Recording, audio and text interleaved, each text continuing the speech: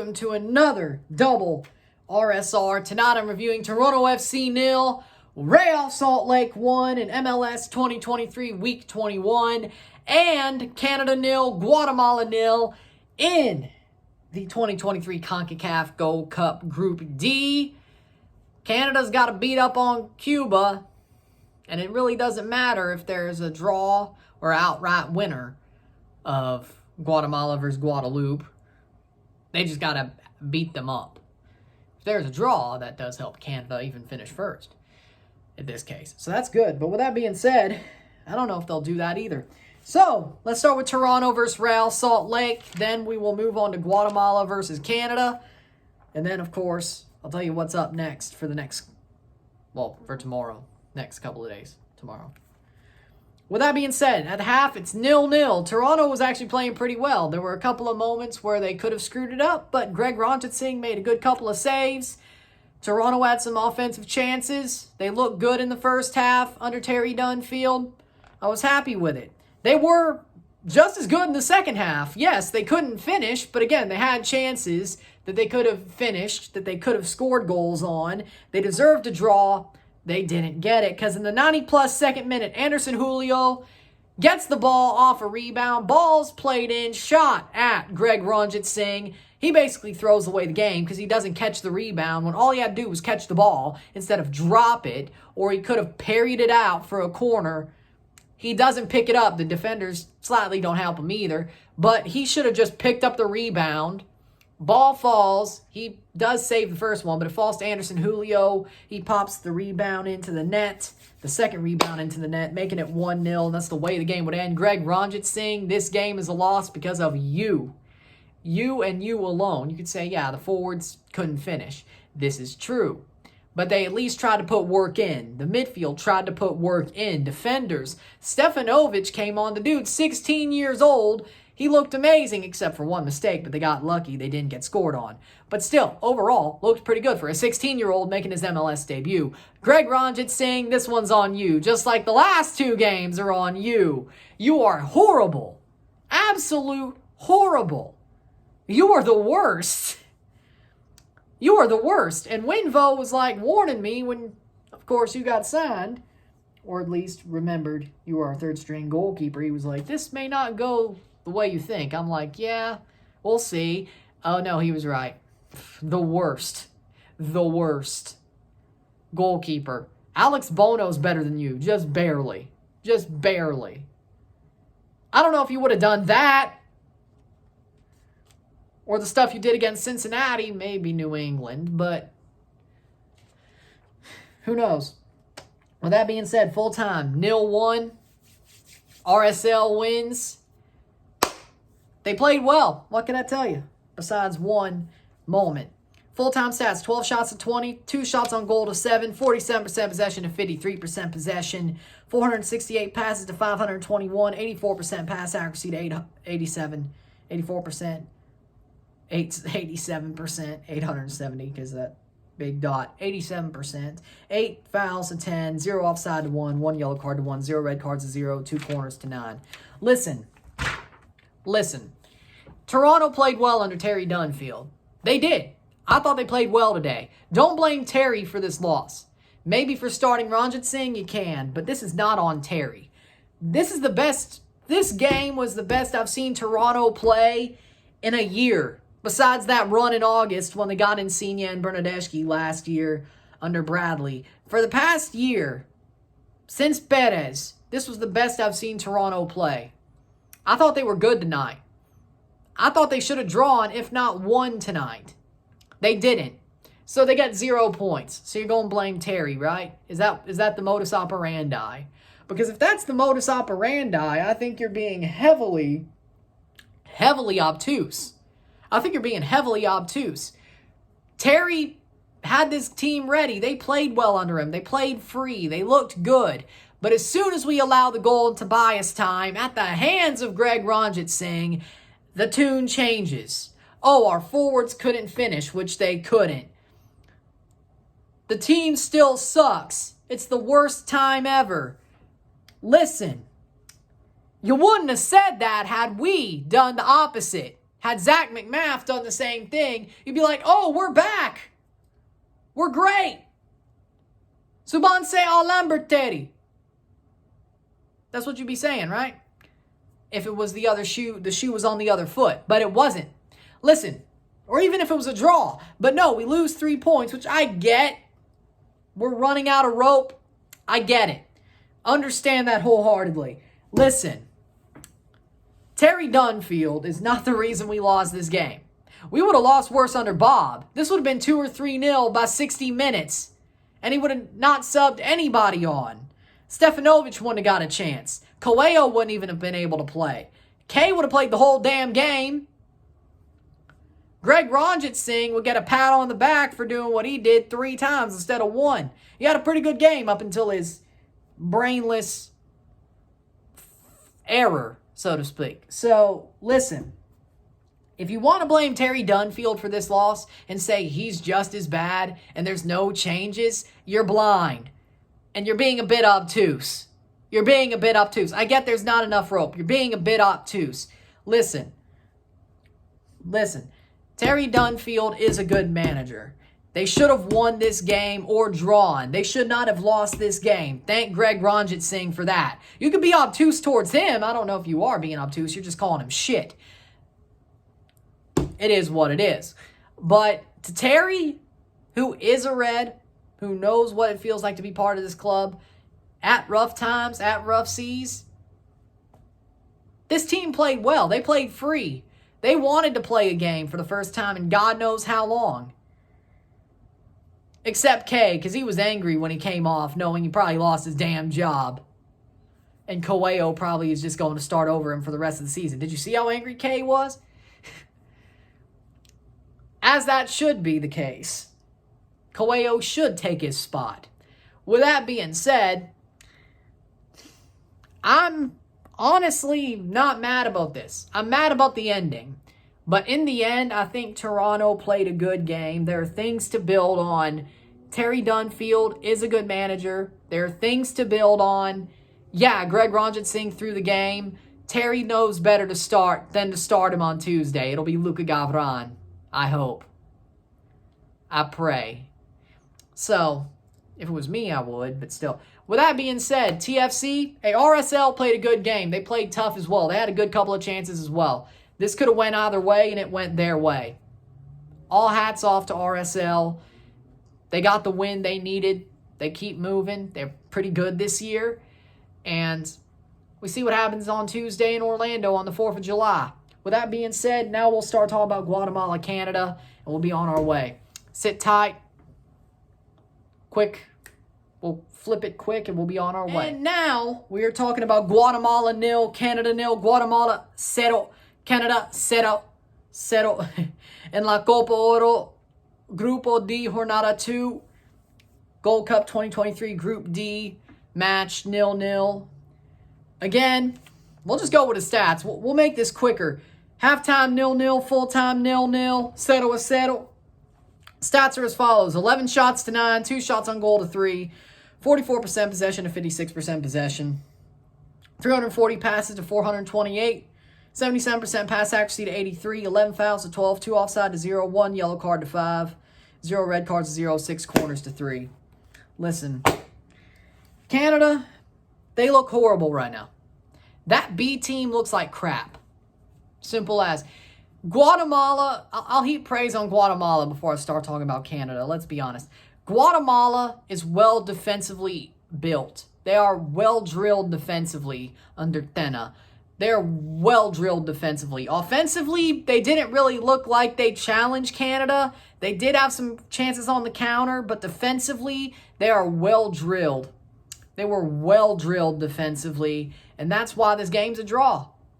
Guatemala put their hearts on the line. They bled to get a draw. They bled to draw this match. They knew they probably wouldn't win. They didn't want to lose. They drew. If they won, it would have been a plus.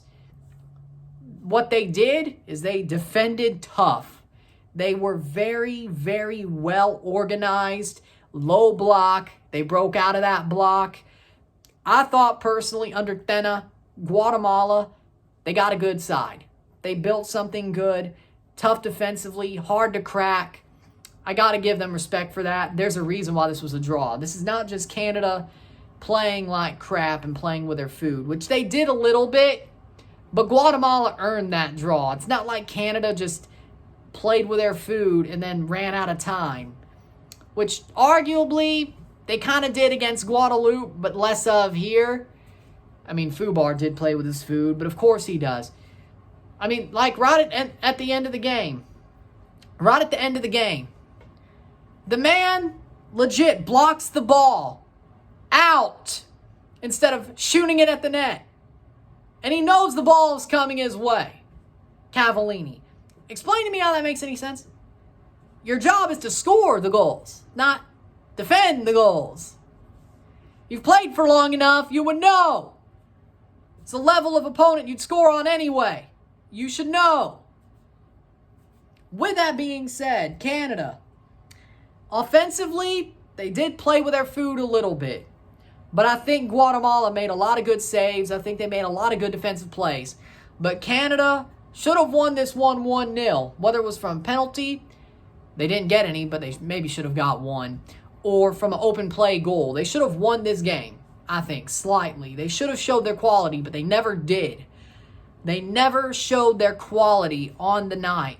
And that sucks. I think Canada, again, Bombito, wonderful playing. Wonderful game from Bombito. Zach McGraw, again, good game in the second half. Start him. Liam Fraser was Kamal Miller, pretty good, as always. Richie Laredo was the best player on the pitch, just like every Toronto game this season. Richie Laredo, when he's the best player on the pitch, I love Richie, but that means you're probably going nowhere. Because that means you're not getting enough chances forward, or you're not getting enough shots on net, or you're not scoring goals. Richie's doing a lot of work, and it's noticeable when it's a 0-0 draw or a 2-0 loss, because Richie Laredo is a freaking locomotive. The man doesn't stop. He wants to win.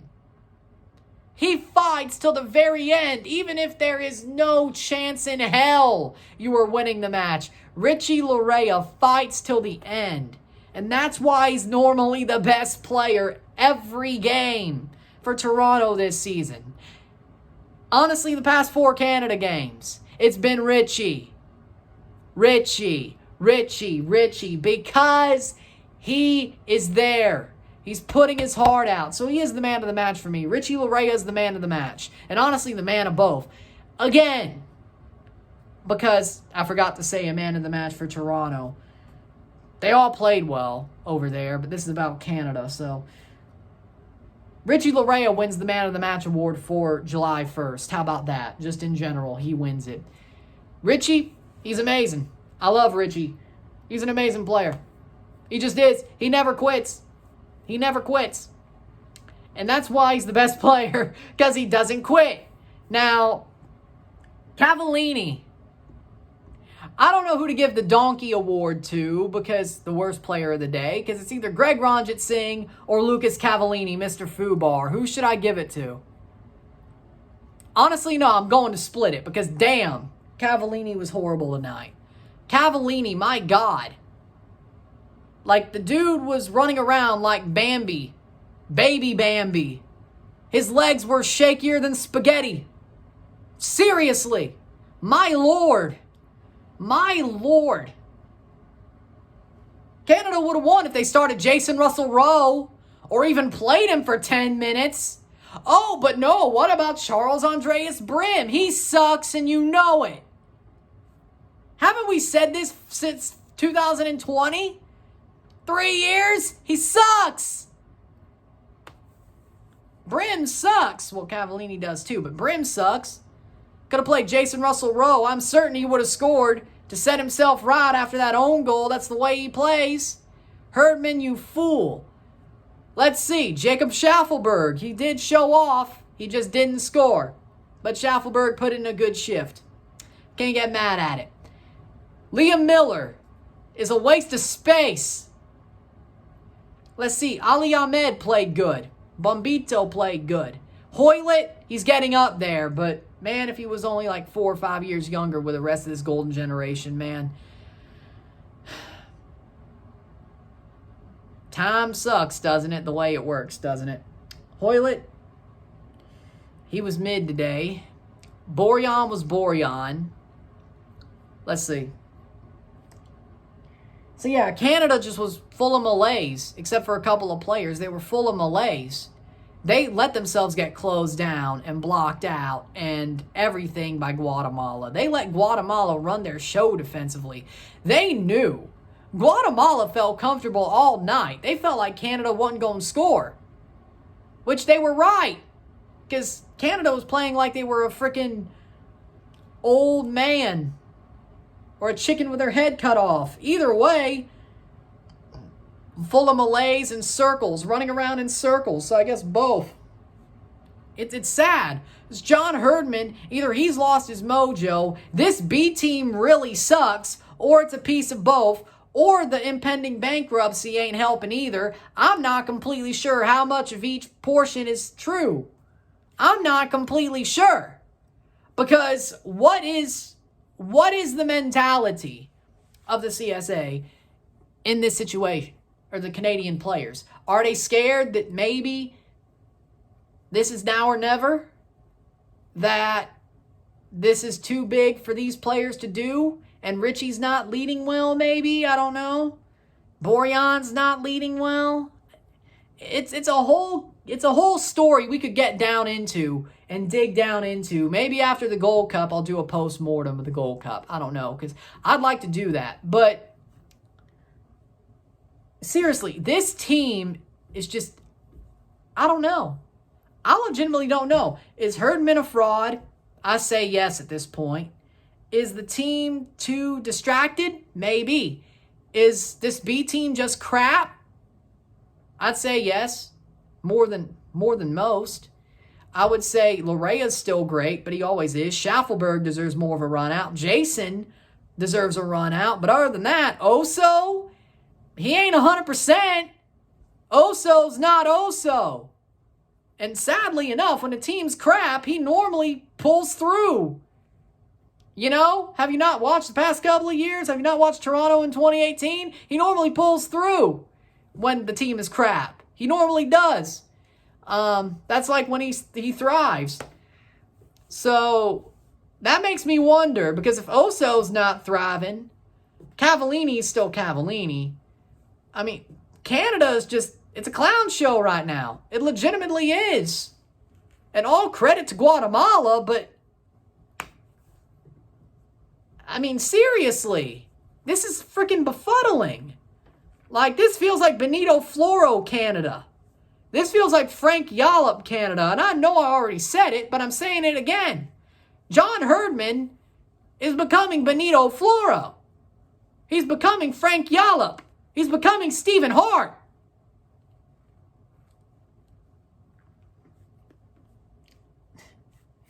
Should have never sacked Zambrano, eh? I think he got railroaded. I think Zambrano got railroaded for Herdman.